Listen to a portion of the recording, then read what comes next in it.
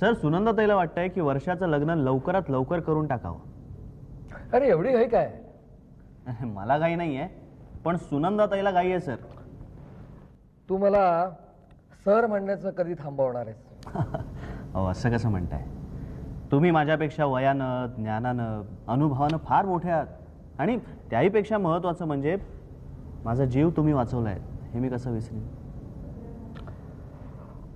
एक तर तू मला कारण विचारू नकोस, आणि अगदी स्पष्ट बोलायचं तर खरंच मला कारण माहित नाही.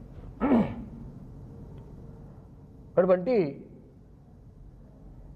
देशविघातक कृत्य करणारे 2 अतिरेकी जर तुला किडनॅप करून नेत असतील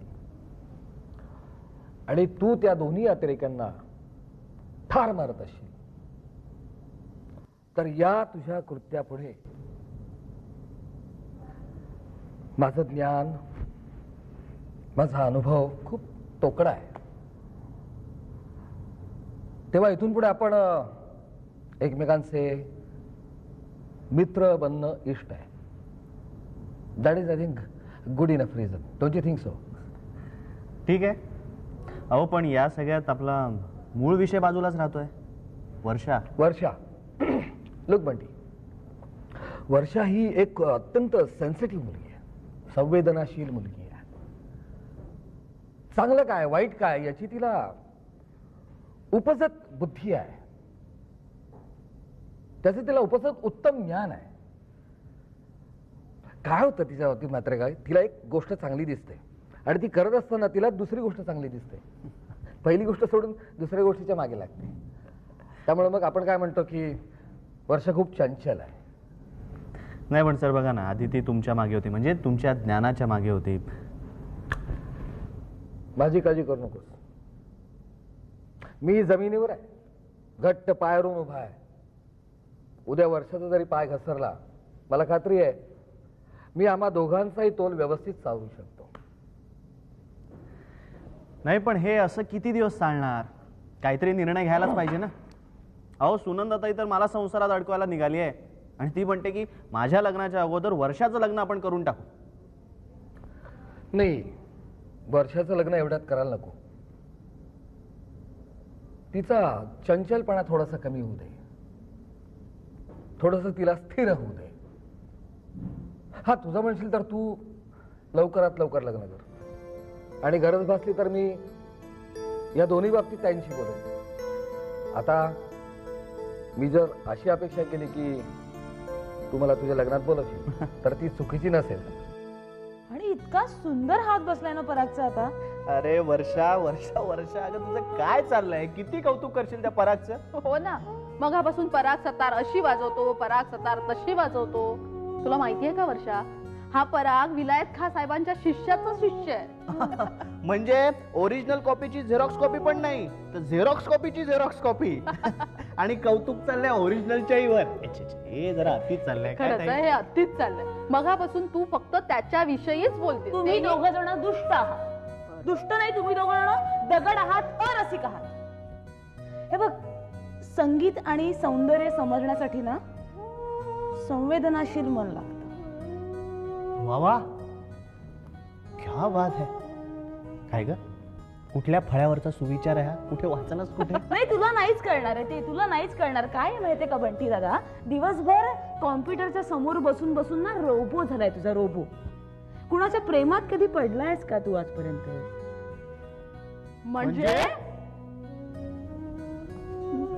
म्हणजे तुम्ही ओरडताय काय असे?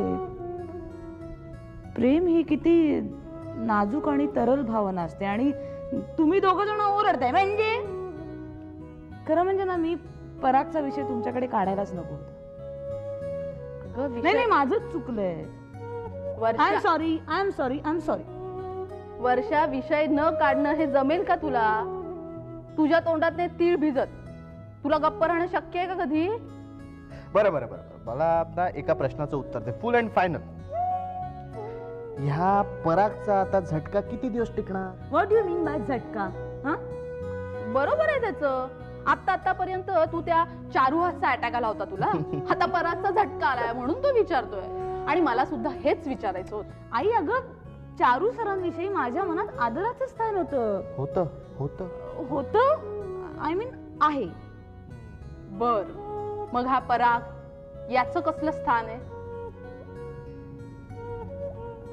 परागचं काय म्हणजे अर्थात त्याची इच्छा असेल तर माझ्या मनात आढळ स्थान द्यायची तयारी आहे माझी. म्हणजे पराग हा ध्रुव तारा आहे आता, असं म्हणायला हरकत नाही. काय वर्षा, अरे अरे अरे अरे, मी काही गोष्टी अत्यंत स्पष्ट बोलणार आहे. तुम्हाला आवडल्या नाहीत तरी बोलू ना. परवानगी कशाला मागतोस? बोल ना.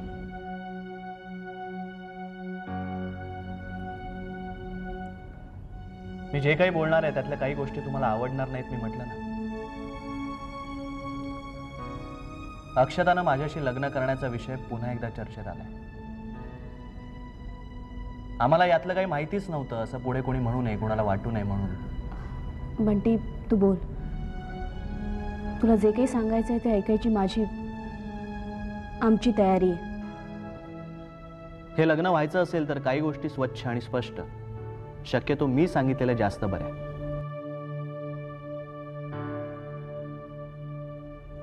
बूट पॉलिश करत मी लहानाचा मोठा झालो. त्यामुळे माझे जन्मदाते आई वडील कोण आहेत हे मला माहित नाही. माझी जात काय आहे, माझा धर्म काय आहे हेही मला माहित नाही.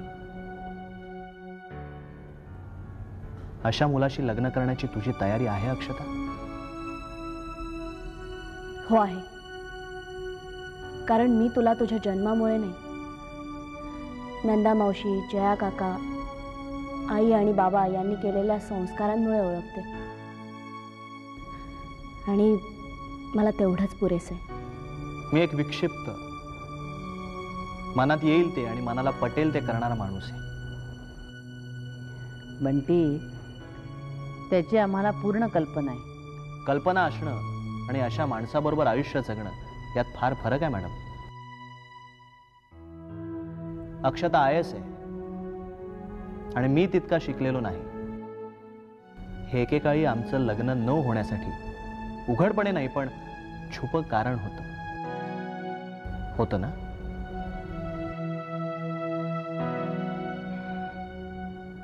होतं. मी अमेरिकेत 5-7 वर्ष होतो. तिथे कम्प्युटर मधलं माझं नॉलेज, माझा अनुभव आणि पैसे गाठीशी बांधून मी परत आलोय अशी सर्वसामान्य समजूत होती. पण तिथे भारतीयांना समान वागणूक दिली जात नाही म्हणून मी परत आलो हे त्यामागचं खरं कारण होतं. हे माहिती आहे तुम्हाला? थोडक्यात मला जिथे अपमानास्पद वागणूक मिळते तिथे पैसा, पोझिशन, स्टेटस याचा विचार न करता मी तिथून निघून जाणं पसंत करतो. आयस असलेल्या बायकोच्या वर्तुळात माझं वावरणं खटकलं तर मी पुन्हा तेच करेन. मी तिथून निघून जाईन कायमचा. आणि मला अडवण्याचा प्रयत्न कुणीही करू नये. बंटी, अरे इतकं? अक्षता, अगं माझं लहानपण गुंडांच्या लाथा, पोलिसांच्या लाठ्या आणि लोकांच्या ठोकरा खात गेलाय. त्यामुळे माझ्या काही भावना अतिशय तीव्र आहेत. Please please try to understand मी.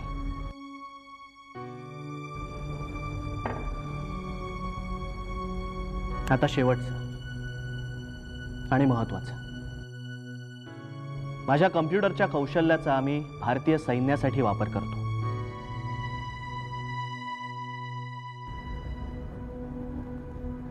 आणि म्हणून माझ्या जीवाला धोका आहे. म्हणून तुला अतिरेक्यांनी पळवलं होतं? होय.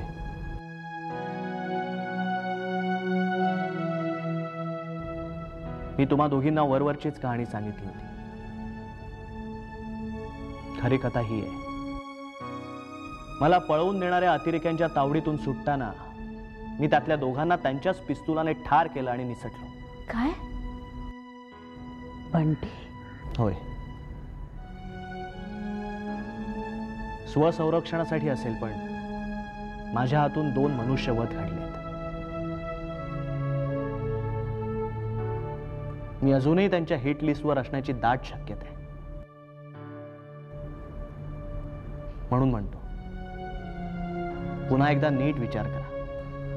आणि तरीही मला तुझ्याशी लग्न करायचं असं म्हटलं तर माझी तयारी आहे. अक्षता, तुझ्याबद्दल कीव किंवा सहानुभूती वाटते म्हणून नाही, पण तुझा माझ्यावर विश्वास आहे,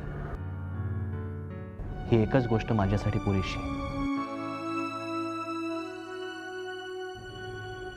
हे जे काय तू आत्ता आम्हाला सांगितलंस, हे किती जणांना ठाऊक आहे? सुनंदाताई, काका पवार, ब्रिगेडियर घोष आणि आता तुम्ही दोघी. या 5 जणांशिवाय हे कुणालाच माहिती नाही.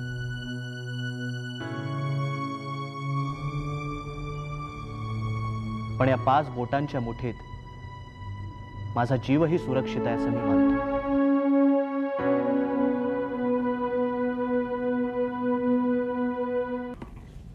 अरे ताई, बस ना 1 मिनिट जरा. नाही, माझी फाईल झाली आहे क्लिअर. आय मीन, आमच्या अनिशा इंडस्ट्रीला जर परमिशन मिळाली असेल तर इकडे बसते, नाही तर मग मी नाहीतर काय, लगेच निघून जाणारच का?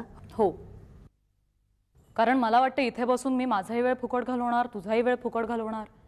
त्यापेक्षा मी जाते ना. मला फक्त सांग, परत कधी चौकशी करायची आहे. बस. श्रीमती महाजन, मला तुमच्याशी काही बोलायचंय, प्लीज.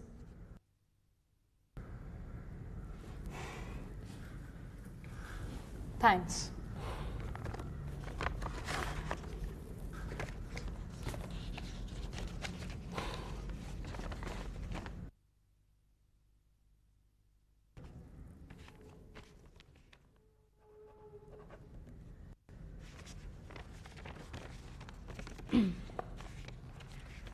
हे परमिशनचं लेटर.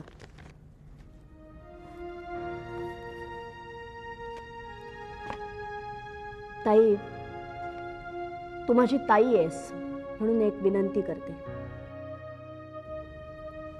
सगळ्याच सरकारी अधिकाऱ्यांना एकाच मापानं मोजायची आणि त्या बिपिनच्या चष्म्यातून पाहायची चूक पुन्हा करू नकोस. कधीतरी खूप महागात पडेल ती. सॉरी.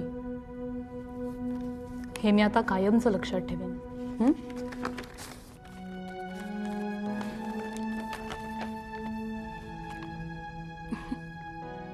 थँक्स अ लॉट अक्षता. इथे सही कर. हो. हॅलो. हो आई, मी अनुष्का बोलतेय. हो, मी आत्ता अक्षताच्याच ऑफिसमध्ये. बरं, मी तुला सांगायला फोन केला, तिची जेवणाकरता वाट बघू नकोस, आम्ही दोघे बाहेर जातोय जेवायला. हो हो, मी करीन नंतर फोन. तुझं झालं का जेवण? बरं, ठीक आहे. चल. अच्छा. ताई, तुला परमिशन मिळाली म्हणून मला पार्टी देतेस का? तसं समज. चल, आवर लवकर. हे घे. नाही नाही, मग मला नाही येता येणार. का? अगं, असं समज, तुझी ताई तुला जेवायला घेऊन जाते. नाही, पण तरीही ती सेटलमेंटच होईल नाही का?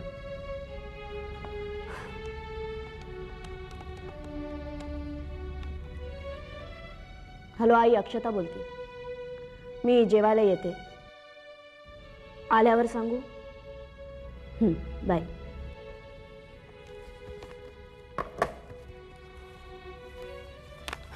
ताई, माझ्या ताईकडे मी कधीही जेवायला जाऊ शकते, तिच्याकडे कधीही पार्टी मागू शकते, पण आज नाही. ठीक आहे. अक्षता, तुला कसं समजावलं की तुझं समाधान होणार आहे आता? तू मला समजावूही नकोस आणि माझं समाधान व्हावं म्हणून काही करूही नकोस. Please leave me alone. अगं, तुमचं काय चाललंय? मगापासून बघते तुम्ही आपले वादच घालत बसलात दोघी जणी. हां अक्षता, अगं किती वेळ हिने तुझी माफी मागायची. नाही, खरं तर मी तुम्हा दोघींच्या भानगडीत पडायलाच नको. ठाऊक आहे, गेले कित्येक दिवस आपापसात तुमचं काहीतरी चालू आहे. पण अगं निदान घरी आल्यावर तरी माझ्या समोर तुम्ही बहिणी असल्यासारखं वागा की. नीट वागा जरा एकमेकींबरोबर. एक्झॅक्टली, मला हेच म्हणायचंय. आणि बरं झालं हे तू अक्षता. बोललीस म्हणून. थांब जरा, काय झालंय सांग. आई, माझ्या एका कंपनीची फाईल मॅडमच्या ऑफिसमध्ये एका परवानगी करता गेली होती. हा हो, तू मला बोलली होती. हा, त्यावर हिने सही केली. म्हणून मी आनंदाने म्हटलं चल आपण बाहेर जेवायला जाऊया. तर हिने केवढा. ते एका मोठ्या बहिणीनं धाकट्या बहिणीला जेव घालणं नव्हतं, होतं का? नाही, तू प्रामाणिकपणे सांग. ते एका कारखानदार स्त्रीनं तिचं काम झाल्याबद्दल एका सरकारी अधिकाऱ्याला दिलेली पार्टी होती. आता मी त्याला नाही म्हणलं, आई माझं काय चुकलं यार? नाही, तरी तू म्हणत असशील ना, तर मी हिची माफी मागते. नाही नाही, त्याची काही गरज नाही आता. हा, नकळत का होईना त्या बिपिन सरंजामेला मी तुझ्या ऑफिसमध्ये पाठवलं. त्यांनी तुझ्याकडे सेटलमेंटचा विषय काढला, ज्यात माझी चूक काहीच नाहीये. पण ठीक आहे, आय एम सॉरी. बस, मी माफी मागते तुझी. मोठी बहीण असून सुद्धा तुझ्याकडे क्षमा मागते. हा आई, तुझ्या समोर सॉरी म्हणते हिला, सॉरी. पण हे असलं वागू नकोस माझ्याशी.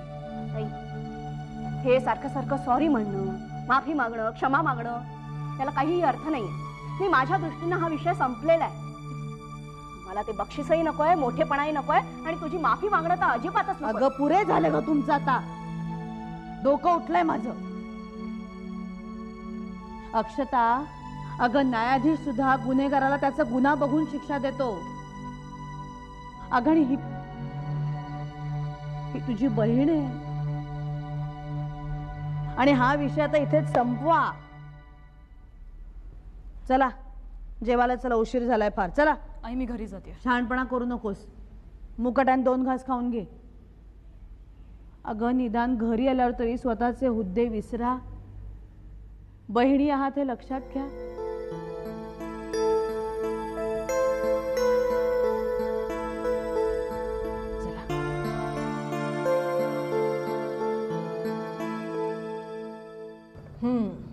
चहा. अगं राहू दे ग, आम्ही घेतो. बस बस बघू आधी. आणि मुलाच्या बाजूने जरा बोलणी करायला बस. हो, असली काही औपचारिक लग्नाची बोलणी बिळणी करायची नाही आहेत आपल्याला. अगं पण काही एक सोयीचा दिवस, ठराविक वेळ, ठराविक हॉल तर ठरवायला लागेल की नाही आपल्याला. अगं आता जयानी शरद असते ना, तर आपल्याला एक शब्दही बोलू दिला नसता. हे खरंय, यांची खूप इच्छा होती बंटी आणि अक्षताचं लग्न व्हावं अशी. आठवतंय ना तुम्हाला, मी बोलले होते तुम्हाला. सगळं आठवतंय ग. आता आपल्या जे उरल्या त्या फक्त आठवणी.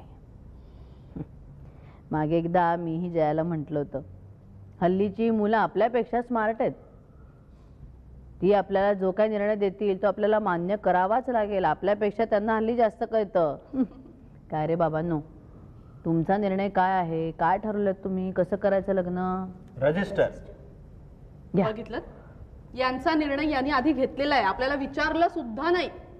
नंदा मावशी, लग्न थाटामाटात करायचं ते सगळ्यांची हौस पुरवण्यासाठी. त्यासाठी दगदग, धावपळ, तयारी सगळं काही करतात. पण हे करायचं तुमचंही वय राहिलं नाहीये आणि करवून घ्यायचं आमचंही. हे वेडे, अगं हौसेचा आणि वयाचा काहीही संबंध नसतो. तू फक्त सांग, छान थाटात लग्न करून देतो की नाही बघ तुझं आम्ही. आणि अगं धावपळ आपण कशाला करायला हवी? हल्ली सगळं कॉन्ट्रॅक्ट दिलं जातं. काय ग मॅडम, मी बोलू? हो हो हो, बोल बाबा बोल. मगाचपासून गप्पच आहे. बोल बोल, तुझं काय मत आहे ते सांग.